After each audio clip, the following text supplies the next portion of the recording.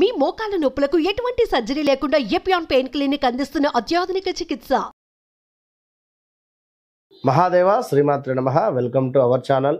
రేపు రాబోయే మే నెలలో ద్వాదశ రాశుల వారికి సంబంధించి గురువు యొక్క మార్పు, దీని వలన మరి మేషం నుండి మీనరాశి వరకు, మొన్నటి వరకు కూడా ఉగాది రాశి ఫలాలు, ఉగాది పంచాంగము, అంతకుముందు జనవరిలో ఈ యొక్క ఆంగ్ల సంవత్సరానికి సంబంధించినటువంటి పంచాంగాలు చెప్పినటువంటి పరిస్థితి.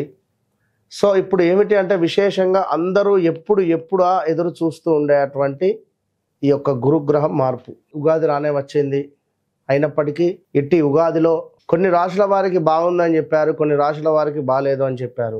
ఏవైతే బాగుంది అని చెప్పినటువంటి వారికి ఇప్పటికీ కాస్త బాగా లేని పరిస్థితి ఎదుర్కొంటూ ఉన్నారు. చాలా అంటే చాలా పెద్ద గ్రహము గురుగ్రహము. మనకు 2024 3వ నెల 4వ నెలలో మార్పు చెందినటువంటి గ్రహము. మరలా 2025లో మేలో 14వ తారీఖు రోజు తన యొక్క గమ్యాన్ని మార్చుకోబోతూ ఉన్నది. మిథునంలోకి ప్రవేశం జరగబోతూ ఉన్నది. ప్రజెంట్గా ఇప్పుడు వృషభంలో ఉండేటువంటి గురుగ్రహము మిథున రాశిలోకి ప్రవేశించబోతూ ఉన్నది. ఎట్ ద సేమ్ టైం రాహుకేతువుల మార్పు కూడా ఇదే మే నెలలో జరుగుతూ ఉన్నది. సో ఒక శనైశ్చరుడు మారడము, ఒక గురుగ్రహము మారడము ఎంత అవసరమో, ఎట్ ద సేమ్ టైం రాహువు కేతువు మార్పు వలన చాలా అంటే చాలా ఎక్సలెంట్ మార్పులు రాబోతున్నవి ఈ యొక్క ద్వాదశ రాశులలో.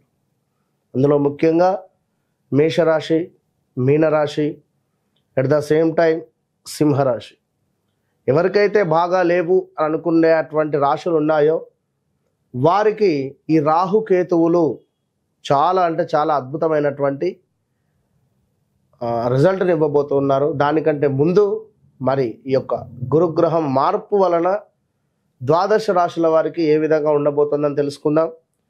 ముఖ్యంగా ఒక మాట, చివరి మాట, గోచారములో గ్రహస్థితి, గ్రహచారంలో గ్రహస్థితి వేరువేరుగా ఉంటుంది. సో మీరు జన్మించినటువంటి సమయానికి ఏర్పడేటువంటిదే గ్రహస్థితి. ప్రజెంట్గా మారేటువంటి గ్రహాలు గోచారం. సో మీకంటూ ఒక డేట్ ఆఫ్ బర్త్, పుట్టిన సమయము అనేటువంటిది ఉంటుంది. దీన్ని బేస్ చేసుకొని 100% చూసుకుంటే 99% అక్యురేట్గా ఉంటుంది. మరొక మాట, జన్మనామము వేరుంటుంది, వ్యవహారిక నామము వేరుంటుంది ఇక్కడ చాలామందికి. సో ఈ రెండిటికి సంబంధించినటువంటి విషయంలో కూడా కొన్నిసార్లు ఇబ్బందులు ఎదుర్కొనేటువంటి పరిస్థితి ఉంటుంది. కనుక అన్ని విషయాలను అర్థం చేసుకొని మీకు అద్భుతమైనటువంటి రెమెడియా, రిజల్టా, ఏం జరుగుతుంది, ఏం జరిగింది, జరగబోతోంది అనేటువంటి అన్ని విషయాలు చెప్పేటువంటి వారు ఒక ఆస్ట్రాలజర్, మంచి సబ్జెక్ట్ ఉండేటువంటి వారిని కన్సల్ట్ అయ్యేటువంటి పరిస్థితి చేయండి. Okay, all the best. So ప్రతిదీ కూడా సబ్జెక్టు పరంగా 100కు 100% అక్యురేట్గా చెప్పేటువంటి పరిస్థితి అమ్మవారి దయ వల్ల మనకున్నది. కనుక మీరు ఎవరైనా కూడా ఖచ్చితంగా ఛాలెంజ్గా చెప్తున్నా, మీ డేట్ ఆఫ్ బర్త్, పుట్టిన సమయం మాకు ఇచ్చినట్టయితే ఖచ్చితంగా కూడా మీ జీవితంలో జరిగింది, జరుగుతుంది అనేటువంటిది 100% జరగబోయేది కూడా మేమే చెప్పేటువంటి పరిస్థితి ఉంది. సో ఈ విషయాన్ని మీరు గమనించుకోండి ప్రేక్షకులు. కుంభరాశి అంటేనే మనకు నిండుకుండా తొనకదు, ఏ విధంగానైతే ఉంది ఆ విధమైనటువంటి స్వభావంతో ఉండేటువంటి యొక్క కుంభరాశి వారికి మరి మే 14వ తారీఖు నాడు గురుగ్రహము మార్పు వల్ల వృషభంలో నుండి మిథున రాశిలోకి ప్రవేశిస్తున్నాడు గురువు గారు. మరి ఈ యొక్క మిథునము మరి కుంభానికి పంచమ భావం. సో గురుగ్రహం అందులో సంచారించి సుమారుగా కూడా 11.5 సంవత్సరాలు గడిచిపోయింది. సో లక్ష్మీ స్థానం, సంతాన భావం, ఈ సంతాన భావం, లక్ష్మీ స్థానం, ఎవరైతే సంతానం కోసం ఎదురు చూస్తూ ఉన్నారో కుంభరాశి వారికి ఈ సంవత్సరము ఖచ్చితంగా శుభంగా గోచరిస్తూ ఉంది. 100కు 200% కూడా కుంభరాశి వారికి ఖచ్చితంగా సంతాన యోగం మాత్రము కనబడుతుంది. అదేవిధంగా ఉన్నతమైనటువంటి చదువులు, ఉన్నతమైనటువంటి ఉద్యోగాలు, ఉన్నతమైనటువంటి పదవులు, రాజకీయంగా మాత్రం కొంత చెడు సంబంధిత విషయాలు కానీ, చెడుకు సంబంధించినటువంటి మీపై రాజకీయంలో ఉండేటువంటి వారిపై బ్యాక్ సైడ్ ఎవరో మాట్లాడడం వల్ల కొంత ఇబ్బందికరంగా ఉంటుంది. సో కొన్ని పదవులు దగ్గర దాకా వచ్చి మిస్ అయ్యే పరిస్థితి ఉంటుంది రాజకీయ రంగంలో ఉండేటువంటి. సో ఓవరాల్గా మనోవాంఛ సిద్ధి కనబడుతుంది, దైవానుగ్రహము లభించబోతూ ఉన్నది, ఐశ్వర్య ప్రాప్తి కనబడుతూ ఉన్నది, చక్కటి బంధువృద్ధి, కీర్తి, ధన లాభము, గతంలో మిమ్మల్ని విడిచి వెళ్ళినటువంటి వారు తిరిగి వచ్చే పరిస్థితి ఉంది. అదేవిధంగా గతములో మీరు చేసినటువంటి పొరపాట్లను తీర్చిదిద్దుకునేటువంటి సమయము, కర్మ 9వ భావము కూడా రన్ అవుతున్నది. 9వ భావం అంటే స్థిరాస్తులలో లాభాలు. మనం చేసుకుని 9వ భావం ఏంటంటే మన కర్మ.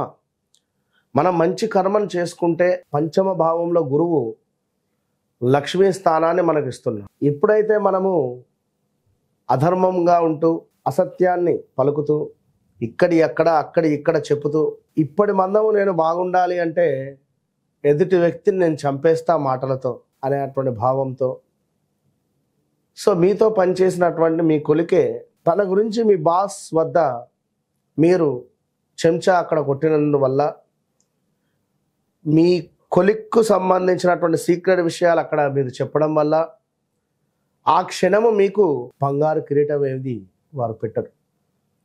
ఆ క్షణం మీకు సంతోషం వేస్తుంది కావచ్చు, దాని తర్వాత అనుభవించేటువంటిది ఆ క్షణములో మీరు పెట్టినటువంటి బాధ తనకు తెలిస్తే 1 నెల రోజులు బాధపడతాడు కావచ్చు, 2 నెలలు బాధపడతాడు కావచ్చు, 3 నెలలు బాధపడతాడు కావచ్చు. ఎప్పటికైనా ధర్మమే గెలుస్తుంది. సో ఓవరాల్గా అలాంటి వ్యక్తిగత స్వభావాన్ని కుంభరాశి వారికి పెట్టుకోవద్దు. ఇక్కడ చెప్పడం వల్ల చాలా తీవ్రమైనటువంటి ఇబ్బందులు ఎదుర్కొనేటువంటి పరిస్థితి ఉంటుంది. ఎందుకంటే గురువు అంటేనే గురువు ఎంతో అద్భుతమైనటువంటి వ్యక్తి. సో మనము ఎప్పుడైతే మన స్థాయిని మర్చిపోయి ఎదుటి వ్యక్తి గురించి చెడుగా మనం ప్రచారం చేస్తామో, ఎందుకు ఈ విషయం చెప్తున్నాను అంటే కుంభరాశి, మీనరాశి ఇప్పుడు ప్రజెంట్ ఈ రాశుల వారికి ఈ విధమైనటువంటి సిచ్యువేషన్లోనే ఉన్నారు వీరు. ఎందుకంటే వీరి జాబ్ పోకుండా ఉండాలి అంటే అక్కడ ఎదుటి వ్యక్తిని చంపేస్తున్నారు అంటే మాటలతో ఇక్కడ చెప్పడం వల్ల మీరు ఇప్పుడు కర్మను అనుభవిస్తారు గురువు. సో 9వ భావం ఏంది? కర్మ. 9వ భావం కూడా మీకు రన్ అవుతూ ఉన్నది కుంభరాశి వారికి. కనుక ఇక నుండి అయినా ఓపికగా ఉండండి, మీ తప్పును ఒప్పుకోండి, భగవంతునికి చెప్పండి. ఏదైనా ఉంటే స్వామి నేను తప్పు చేశాను, నన్ను క్షమించండి, మీ పని మీరు చేసుకోండి. ఇది కాకుండా ఇంకొకటి కావచ్చు, కానీ ఒక మనిషికి చేసినటువంటి గాయము ఎప్పటికీ పోదు, పైన రికార్డ్ అయి ఉంటుంది. కనుక ఏలినాటి శని, అష్టమ శనిలో ఇలాంటి సిచ్యువేషన్స్ ఫేస్ చేయాల్సి వస్తుంది. సో ఇప్పుడు పంచమ గురువు వచ్చాడు, ఆల్రెడీ ఏలినాటి శనిలో ఉన్నారు మీరు. సో గురువు యొక్క అనుగ్రహం పొందాలి అంటే మంచి పనులు మనం చేయాలి. ఇక ఓవరాల్గా కుంభరాశి వారికి అయితే బాగుంది. వారి వ్యక్తిగత జాతకంలో నడిచే దశ అంతర్దశలు ఇన్ కేస్ ఒకవేళ రాహుకేతువులు నీచపడిన, ఈ రాహువు వృశ్చికంలో ఉన్న, కేతువు వృషభంలో ఉన్న, ఒకవేళ నడిచే దశ అంతర్దశలలో ఈ దశ అంతర్దశలు వస్తూ ఉన్నా చాలా ఇబ్బందులు అయితే ఎదుర్కొంటారు.